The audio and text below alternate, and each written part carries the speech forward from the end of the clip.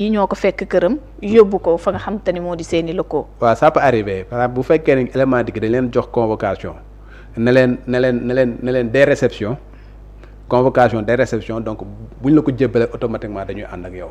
loolu ça arrive dans le cadre de dossier. bu nga xamante ne dañuy ñëw jébbal la convocation après accompagner la nga dem. donc yooyu convocation bi des réceptions lañ ciy bind. voilà bokkul ak convocation bu nga xam ne dañ la koy jox. ne la suba à 12h. wala ginnaaw suba à 15h. nga jël temps bi nga xamante ni dina tax nga mën a. am na ay convocation yu nga xamante ne dañ la koy jox ne la des réceptions. donc dès que ñu jox la ko nga téye ko sa loxo rek. automatiquement dañ naan la kaay wuy ji et consort ça peut arriver. xanaa ma laaj la leen ci mbiru tabaski. tabaski Ngom. ma sërxal ko si laataa maa jug feneen. parce que gis nañ bataille bi nag nekk loolu ci autour de de l'inculpation de l'ancien ministre quand même ci affaire tabaski Ngom. ndax gis nañu ne dañ ne woon bi muy nekk ministre la kon nag dañ koy yóbbu ci haute cour de justice ñu ne non du noonu kon yoon nañu awale fi ñuy awale citoyen simple ordinaire bi nañ leen fa awale donc tey jii li ñu xamle moom moo di nag dinañ ko entendre finalement ci affaire bu nu mel donc parquet financier bi moom moo remporté la bataille judiciaire autour de cette affaire. waaw en fait ce qui s'était passé c'est que tey jii dans l'affaire Tabaski Ngom bi ñu ñëwee dañoo inculpé woon Tabaski Ngom placé ko sous mandat de dépôt mais ci affaire Tabaski Ngom bi y avait également Moustapha Diop dañ ko ci tuddoon. à l'époque mi ngi nekkoon député bi mu nekkee député après ñu demandoon la levée de son immunité parlementaire. si vous vous rappelez bien dans l'affaire que Tabaski Ngom lañ njëkk a lever immunité parlementaire am. avant ñuy lever immunité parlementaire am ci affaire haute cour de justice. ba ñu lever immunité parlementaire dans l'affaire Tabaski Ngom. le procureur le parquet financier daal di demandé woon au juge d'instruction. que mu inculpé ko mu installé ko dans la procédure Tabaski Ngom. inculpé ko placé ko sous mandat de dépôt. mais le juge d'instruction avait dit que. moom mënu ko inculpé parce que Moustapha Diop ministre la woon et par conséquent seule la haute cour de justice est compétente. pour véritablement topp ko dans cette affaire là. mais le parquet. bi juge d'instruction bi daal di jëlee décision boobu mu nekk benn ordonnance de refus d'informer. ñoom dafa attaqué woon décision boobu au niveau de la chambre d'accusation bu pôle judiciaire financier. en disant que la vérité est que affaire Tabaski Ngom bi li nga xamante ne Moustapha Diop def na ko ci. ba mu ko ciy def il n'était plus ministre. et par conséquent nekkul lu nga xamante ne il est passible de la haute cour de justice. mais des juridictions ordinaires. affaire boobu nag bi ñu demee la chambre d'accusation moom ci boppam daal di jox dëgg ki nga xamante ne moom mooy parquet. daal di demander nag à ce que le juge d'instruction mën a véritablement installer ki nga xamante ne moom mooy.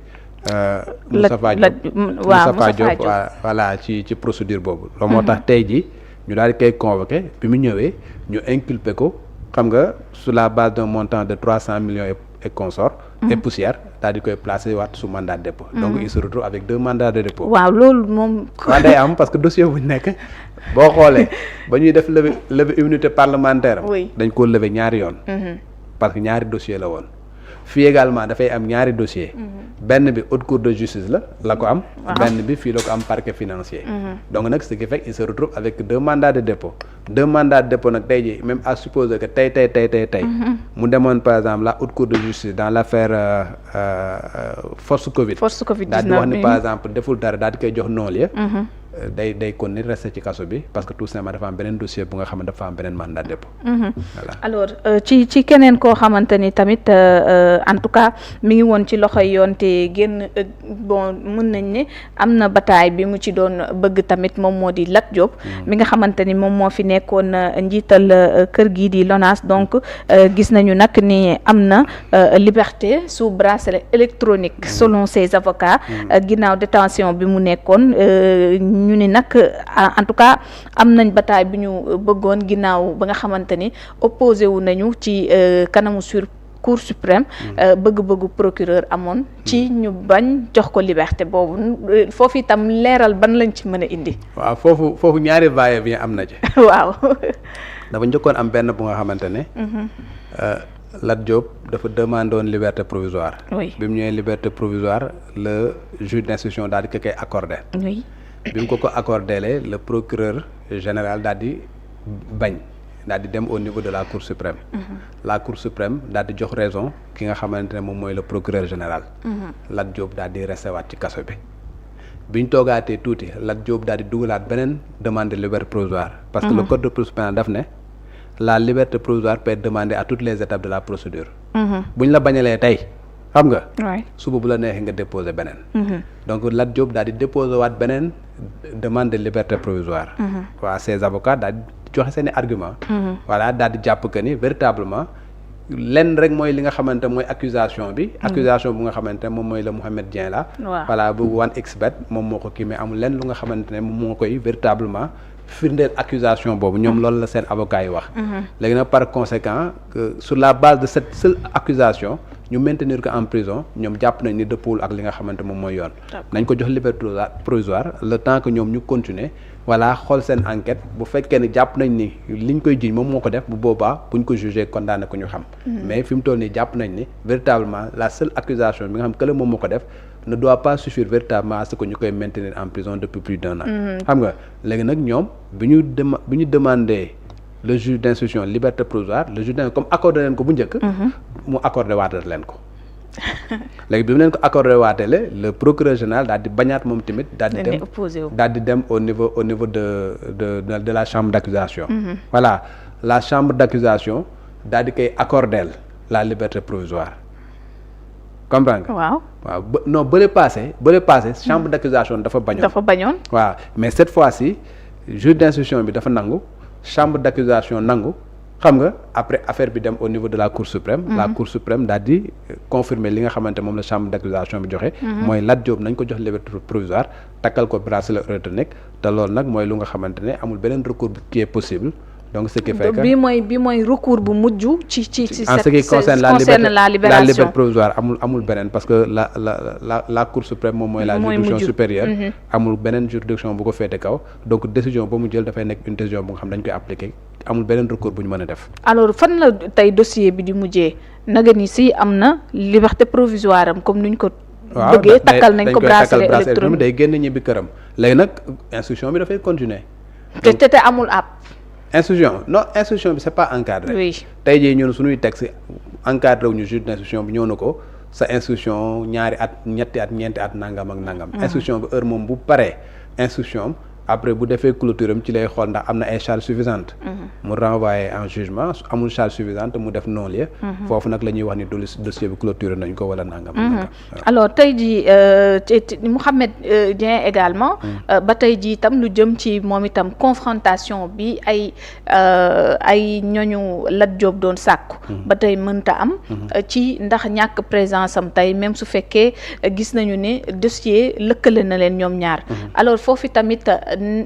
lan moo si nekk loo xamante ni lu ñu mën a jàpp ndax mbir yi changé wul ci diggante beeg léegi. mais boo xoolee même les avocats de Lat Diop loolu nekk na lu nga xamante ne ci lañ renseigné ci demande de liberté provisoire bi le seul accusateur. pour que nga confronter ko ak Lat Diop mënoo jot ci moom. pour confronter ko donc continuer jël nit ki également daal di koy bàyyi ci kaso bi pendant tout ce temps là alors que ki ko accusé mënoo koo am pour que ñoom ñaar ñu taxaw ñu ko confronter leen dafay nekk lu nga xamante ne mënul continuer éternellement. parce que les droits de la défense également dafay nekk lu nga xamante ne véritablement c'est consacré par nos textes.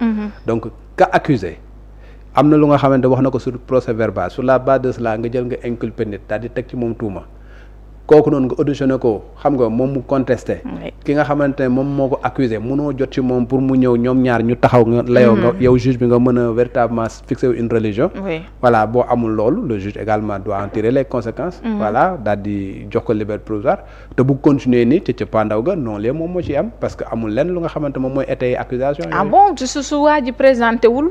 léegi ci lan ngay firndewoo tey ban accusation la man maa la accusé awuma benn firnde bu nga xamante ne teg naa ko sur la table bu nga xamante ne le juge mën na ci sukkandiku le juge moom mi nga xamante moom moo war a ñëw renseigner ut ay charges suffisantes amul beneen élément bu dul yow accusation bi nga xamante ne moom nga teg sama kaw ci lan lay basé wu après pour véritablement daal di arriver à une condamnation ce sera trop léger pour que nga mën condamner nit parce que les droits de la défense bu fekkee da ngay accuser ki nga xamante moom nga accuser du moom mooy prouver son innocence.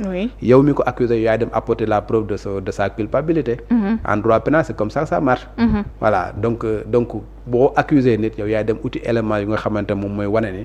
moom mooy ki nga xamante moom moo coupable. am à quelques exceptions ci yenn infraction yenn. mais le principe mooy yow mi nga xamante ne yaa accusé yow yaay apporter la preuve de l'accusation bi nga xamante moom nga teg ci doomu aadama. et que même bu demee ba nga xamante ni doute am na doute boobu dafa war a profiter ki nga xamante moom nga inculpé wala ki nga xamante yaa ngi koy jugé. donc nag dans tous les cas su demee continuer nii mu demee nii bu demee ba ci biir dafay nekk lu nga xamante ne Lat Diop lay profiter. parce que ci chance bi ci moom ci booram lay nekk ci moom lay profiter parce que amul leen lu nga xamante moom mooy firndeel accusation yi ñu koy wax. voilà kon yoonam la topp tey. loolu yoon wax. yoonam la topp tey ci dossier bi. booy xool droit daal loolu la wax. alors Daouda cour d'appel bu Versailles la ñuy dem. ndax foofu nag dossier bu gën a bëri coow la. ak bu ñu gën a